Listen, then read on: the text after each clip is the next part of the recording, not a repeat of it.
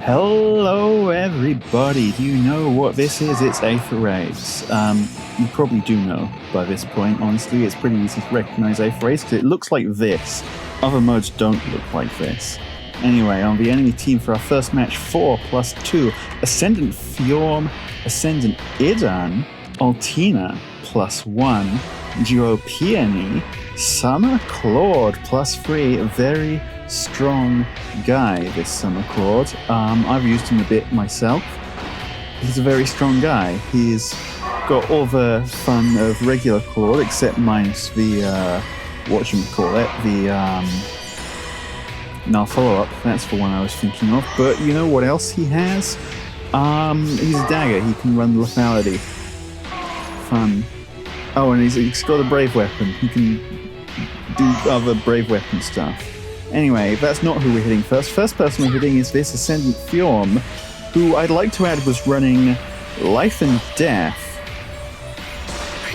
And maybe regretting it right about this moment because it didn't help them all that much. And as for Edel, well, she is a blue unit, Kenshi is a green unit, but as everyone who has played Fire Emblem Heroes knows, the color triangle is a complete freaking lie. But still immediately taking out their fast saver. They do have a pretty good spot here to counterattack. That's Flame down. And we've lost Catria as well, so a lot of our offensive strength is gone there. But we do still have, Dancer, they're called. And a Dancer means we can do this. Cramp. Yep. We've cramped Claude style.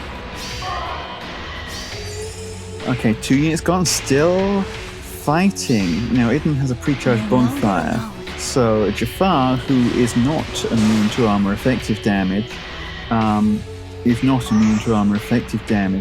thought they'd go into follow-up against Arden there as well, but no backing off. Which, I mean, makes sense. They can take Saros. Probably. Pretty good odds, right? Yeah, Saros is dead. No longer alone.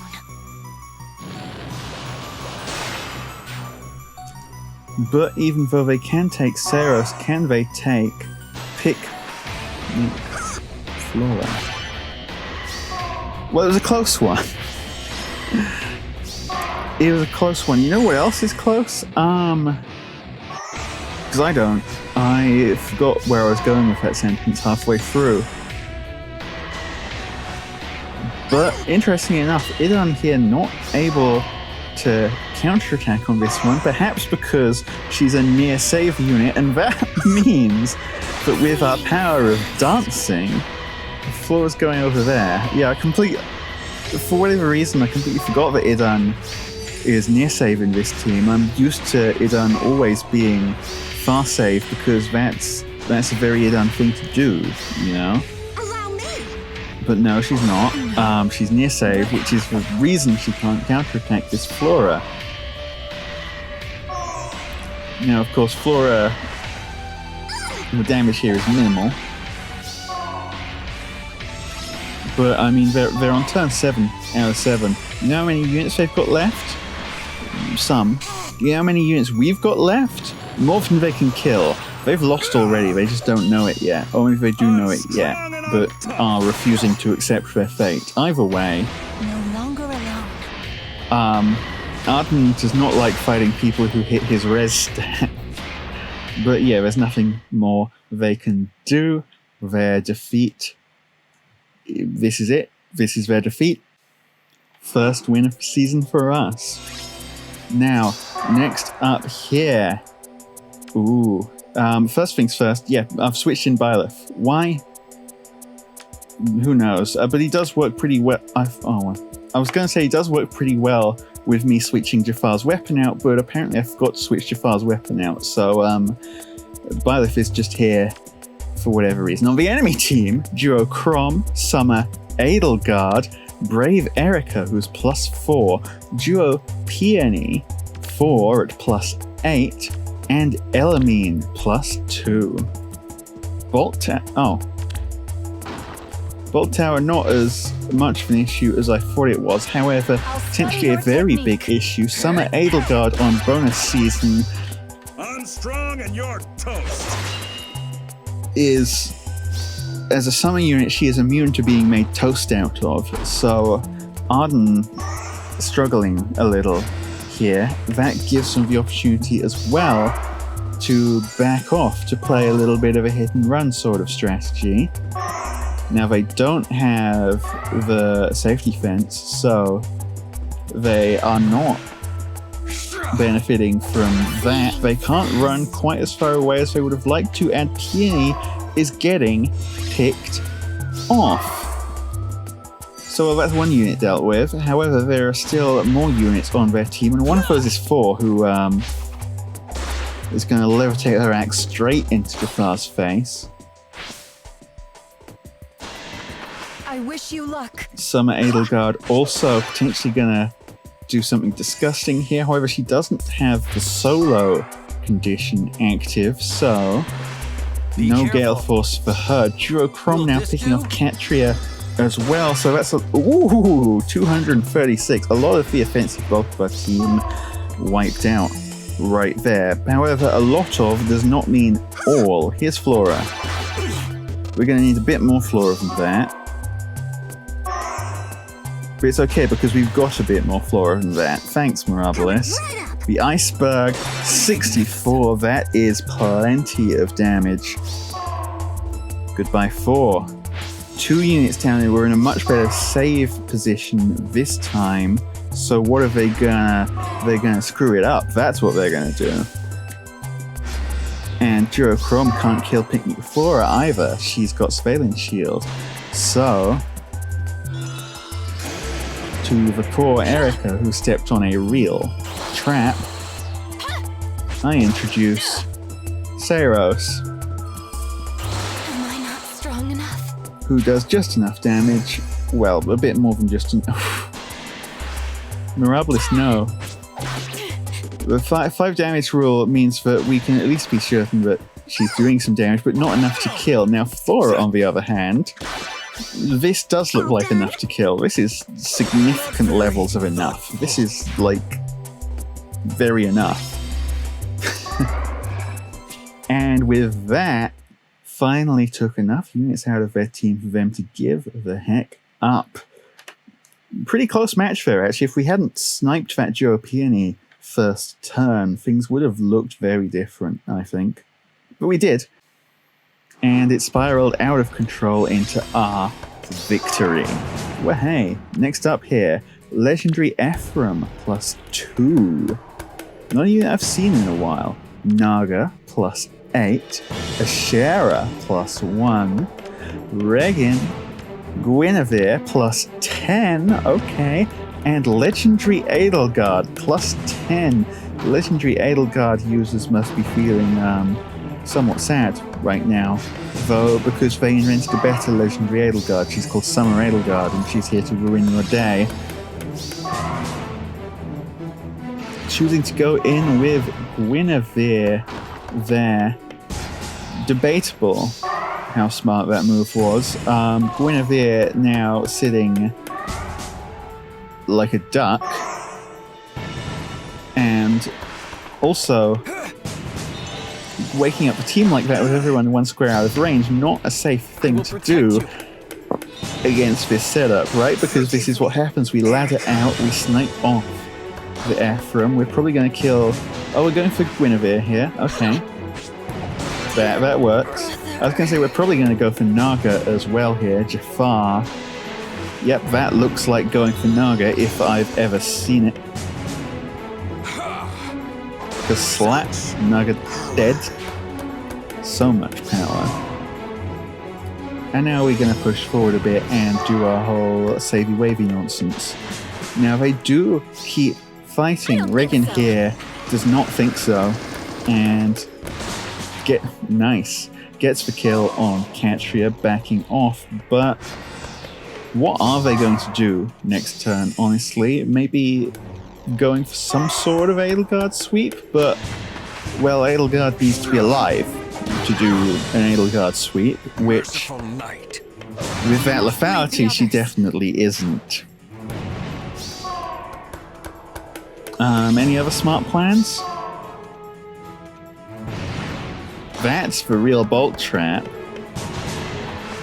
And that Ashera is not doing anything. Big fat zero from one of the coolest attack animations of the game. Flora with the counter attack. It's just Regan left, and it's our turn. So yeah, this is an Regan and Mirabilis swooping in for the kill. Nice hat, by the way. 3 wins. Great start. Battle number 4. And we are looking at here. Astrid, +1. Flame. Valentines Robin, +1. Ashera, 4. And the Black Knight, +10. Very fun speed save build. Love this guy. More people should build Black Knight, honestly. Or Zelgius, if you've got copies of Zelgius, because they're very similar. They're both fun.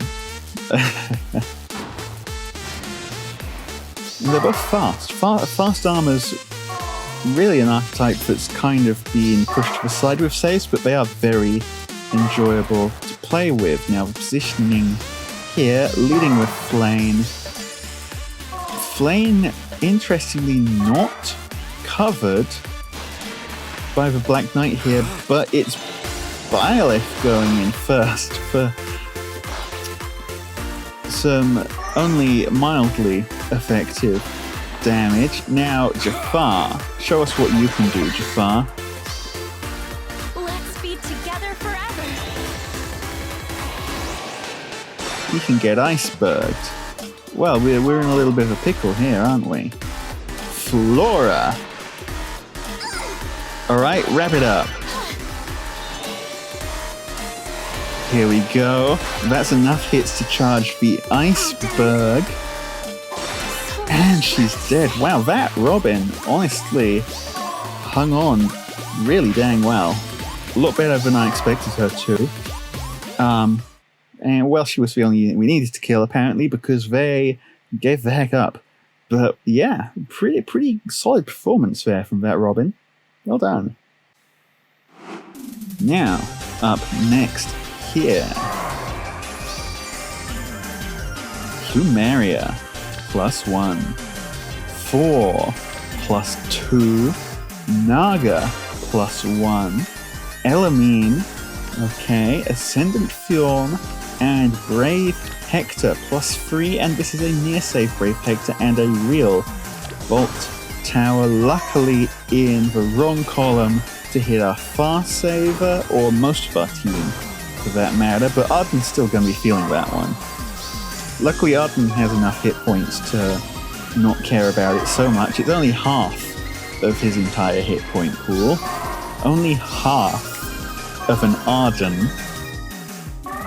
Anyway, they've gone for the classic Saveball initiation here, plonking down Elamine at max range. You know what happens to people who do that?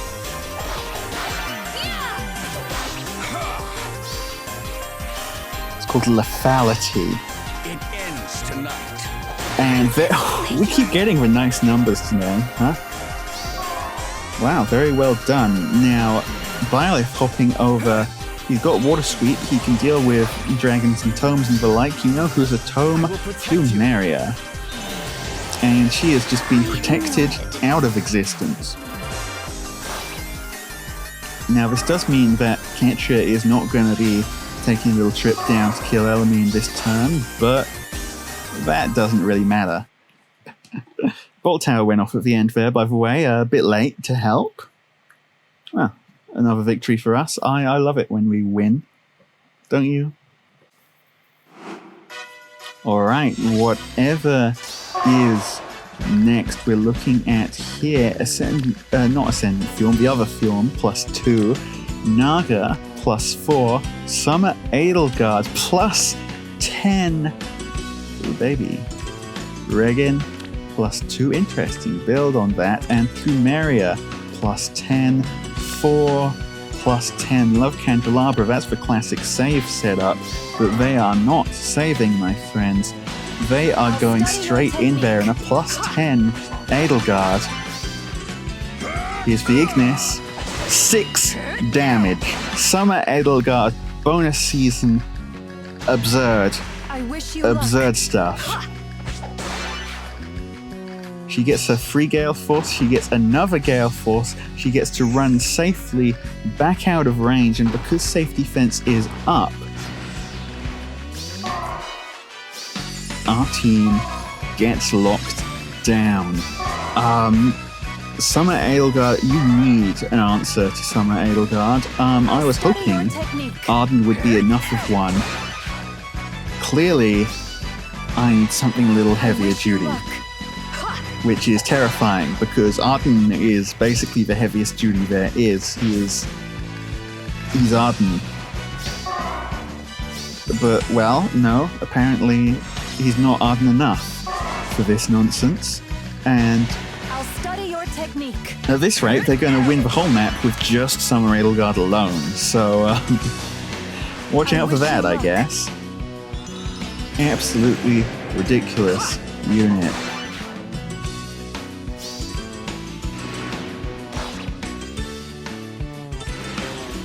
Two real traps, and it does not matter.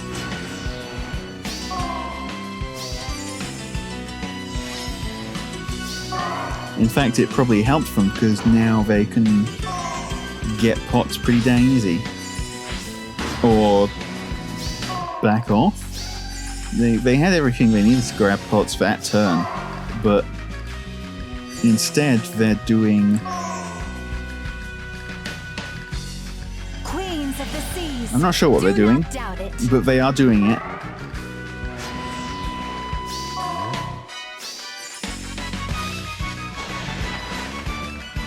Okay, yep, if she takes basically nothing from Arden's bigness, then yeah, I don't see why she should take anything from Picnic Flora either. And they're boxing her in now.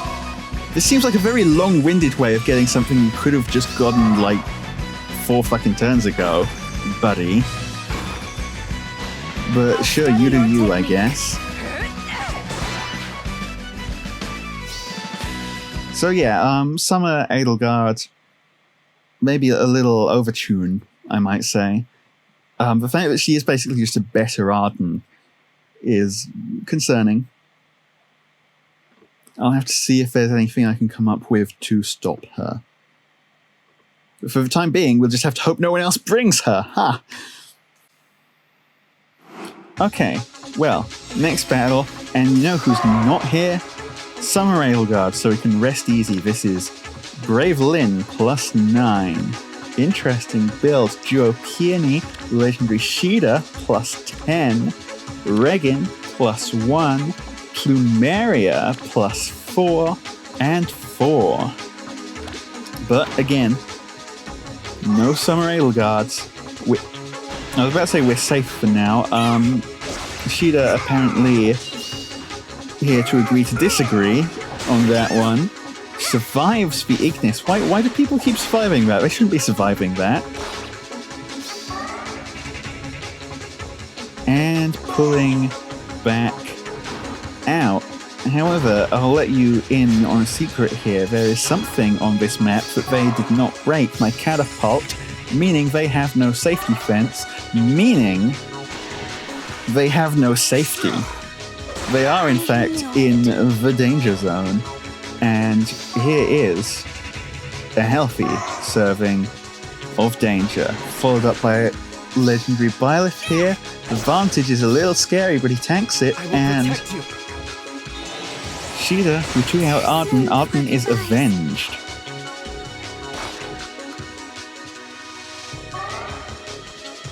And one more kill just to top things off. Regan annihilated.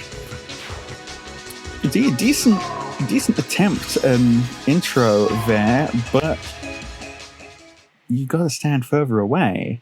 And you gotta protect your safety fence as well if you're not going to stand far away, because with safety fence kicking in, that could have done some real damage, but it didn't.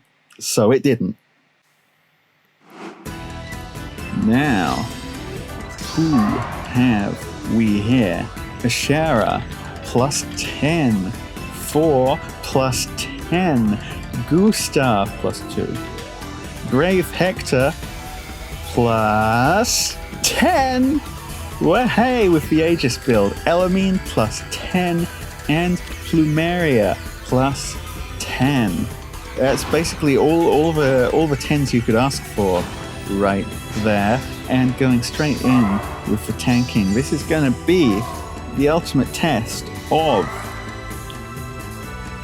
Come on, hurry up. Jafar, our Bector slaying machine right here.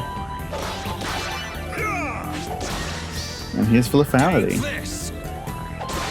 Yep. Bector slain. Plus 10 Aegis build. Doesn't matter. He's dead. He's freaking dead. That's why I built him like that, and I am so happy every time he gets to take out any variety of Brave Hector. So satisfying. The more merges, the better. Best union in the game, Jafar. Probably not true, but I like to think he is. Gustav, getting up to a bit of nonsense with Cantria there. Windsweep means she survives that. But still, we put a pretty decent chunk out of their team, and they do not accept it. They surrender. Take that, Brave Hector. Next on the agenda, we have Regan, Fallen Ike plus 10. With Spurn, whole caboodle there. Reinhardt plus 10. Plumeria, Altina plus 10.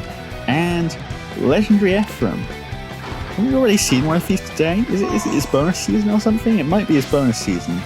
I haven't been keeping track, honestly. Because we don't normally see that many Legendary Ephraims ever. Anyway, setting up to do something here. I could not tell you what the something is. I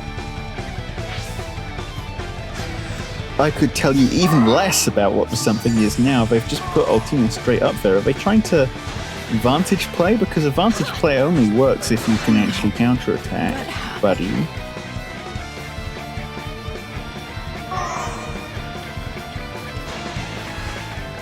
And if it was meant to be a sacrifice play, that's not working out either, because they have now put themselves in a position where several more members of their team are about to become deceased. There goes Legendary Ephraim. Yet again, not really doing much. Yeah, you've got 3 units left. You do want to keep fighting. Okay. Reinhardt. Oh, the Rock to Sky might be enough. It's enough. Regan. Yep, Jafar still kind of weak to Regans, unfortunately. He's dead. He just doesn't know it yet. Now he's dead. And again, they can pull back out of range here. So if they really do want to take this to the end, they might have the ghost of a chance. Especially since Mirabilis at the back can't reach anyone to dance either. And Arden is far enough away to not be covering us, save loot-wise. Reinhardt, is that enough? That doesn't look like enough to me. Here's a taste. That is not enough, but the iceberg, the Reinhardt iceberg, the iceberg for Reinhardt is not enough to kill him either, so, more turns. Saros going in next, Fallen Ike, fast, lots of damage reduction. Does it matter? It does matter, he's alive. But he doesn't get to get his special off, and his special is one of the big things that Fallen Ike does. Okay, I spoke too soon. Theirs is freaking special.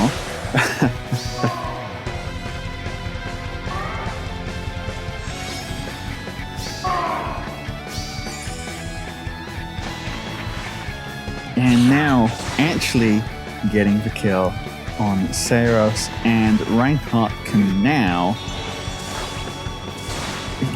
kill Flora. 30% damage reduction means he's dealing exact damage there. How infuriating. Now, here's another little issue. Without Flora around, Arden, famous for his complete lack of a res stat, is dead. But instead of following up, going for some more nonsense here, and that, I was about to say that maybe it may be the opposite of what this is, because I was expecting Caeda to get danced, but no. 5 damage rule says whatever it says. Reinhardt, that doesn't kill the character. But, well, they could have taken the win there. They decided not to. Why? Maybe losing 3 units was too much for them. Maybe they really wanted those pots. But whatever the answer was, it wasn't going to lose us lift even if they did win, so who cares, right? Well, good match. They put up a good fight, honestly. And last up, here, our final battle of the night and the season. We have Fjorm +3, that's Bridal Fjorm, for Brave Hector +10. Don't know why I pressed Multet there, you already know what that does. Yuri +1, Ashera +6, and Plumeria +2.